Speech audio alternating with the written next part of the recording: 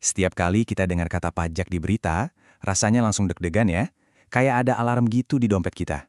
Tapi, apa sih yang sebenarnya terjadi di balik semua keramaian ini? Yuk kita coba bedah konteksnya bareng-bareng, lebih jauh dari sekedar judul berita. Nah, kutipan ini tuh pas banget. Jadi, ada kebijakan yang ditulis rapi di atas kertas, lengkap dengan semua niat baiknya. Terus, ada dampaknya di dunia nyata, di harga secangkir kopi kita, di tagihan bulanan kita.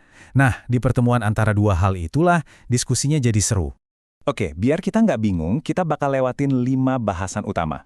Kita mulai dari kenapa sih isu ini rasanya personal banget, terus kita lihat argumen dari dua sisi, abis itu kita coba pisahin mana yang cuma kekhawatiran dan mana faktanya, kita intip sedikit proses di belakang layar, dan terakhir kita bakal sampai di satu kesimpulan penting, ini bukan cuma soal angka, tapi soal kepercayaan. Jadi, kenapa ya setiap ada kabar soal pajak, reaksinya tuh cepet banget dan langsung menyebar kemana-mana? Jawabannya sebenarnya simpel banget, karena ini nyangkut kita semua, secara pribadi. Pajak itu kan bukan konsep yang ngawang-ngawang di buku teks ya. Pajak itu nyata. Dia tuh bagian dari harga kopi yang kita minum tiap pagi, bagian dari tagihan internet bulanan, dan juga biaya bensin. Makanya, setiap ada bisik-bisik soal kenaikan tarif, efeknya langsung berasa. Apalagi kalau kondisi ekonomi lagi nggak menentu. Oke, sekarang kita masuk ke jantung perdebatannya. Sama seperti banyak kebijakan publik lainnya, selalu ada dua sudut pandang utama yang seringkali kayak tarik tambang. Nah, disinilah kita lihat dua realitas yang perlu diseimbangkan. Pemerintah melihat pajak itu ibarat bensin untuk menjalankan negara, buat bangun jalan, biayain sekolah dan rumah sakit. Tapi dari sisi kita, masyarakat, pertanyaannya jauh lebih mendasar. Dompet saya sanggup nggak ya? Apa sekarang waktu yang pas buat naikin ini? Keduanya adalah sudut pandang yang valid dan sama-sama penting. Seringnya, informasi yang beredar di publik itu jadi terlalu sederhana. Yuk, sekarang kita coba pisahkan antara persepsi yang umum beredar dengan klarifikasi resminya. Nah, ini dia pertanyaan yang paling bikin khawatir kan? Persepsinya seolah-olah bakal ada kenaikan pajak besar-besaran, serentak, dan kena ke semua orang. Tapi, apa beneran faktanya sesimpel itu? Kenyataannya, kebijakan pajak modern itu jauh lebih kompleks dari sekedar satu tombol naik atau turun. Coba deh, bayangin ini kayak papan mixer audio, ada banyak banget tuas dan filternya. Beberapa tarif mungkin disesuaikan, tapi di sisi lain ada juga jaring pengamannya, kayak batas minimum penghasilan atau pengecualian untuk kebutuhan pokok. Tujuannya apa? Supaya dampaknya nggak merata dan bisa melindungi mereka yang paling rentan. Dan disinilah tantangan terbesarnya.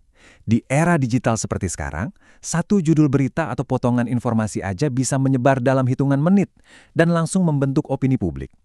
Sementara itu, penjelasan resmi yang lebih detail dan penuh nuansa seringkali datangnya telat. Jadilah ada jarak antara maksud kebijakan dan pemahaman masyarakat. Salah satu alasan kenapa jarak pemahaman ini bisa muncul adalah karena proses pembuatan kebijakannya sendiri seringkali nggak kelihatan. Ini bukan keputusan yang dibuat dalam semalam loh, ada proses panjang di baliknya. Yuk kita intip sedikit. Jadi setiap kebijakan pajak itu perjalanannya panjang, mulai dari kajian internal di pemerintah, dari situ harus melewati perdebatan dan pengawasan di level legislatif, baru deh bisa jadi aturan teknis. Ini proses berlapis yang dirancang biar hati-hati, meskipun ya sebagian besar prosesnya terjadi di luar pandangan kita. Tapi, kita harus akui satu hal. Walaupun prosesnya panjang dan rumit, bagi kita sebagai masyarakat yang paling penting dan paling terasa ya hasil akhirnya. Dampak nyatanya di kehidupan kita sehari-hari. Titik inilah yang bikin isu pajak itu selalu jadi hal yang sangat sensitif. Ini membawa kita ke inti permasalahan yang lebih dalam. Pajak itu bukan cuma soal hitung-hitungan matematis atau aturan hukum. Ada satu elemen lain yang krusial banget. Kepercayaan publik. Inilah fondasinya. Ketika masyarakat percaya pada alasan dan tujuan di balik sebuah kebijakan, ruang untuk dialog yang sehat dan konstruktif itu bakal terbuka. Sebaliknya, kalau kepercayaan ini udah terkikis, yang muncul pasti rasa curiga dan penolakan, nggak peduli seberapa logis argumen teknisnya. Dan kutipan ini, wah ini merangkum semua dilema tadi dengan sangat brilian.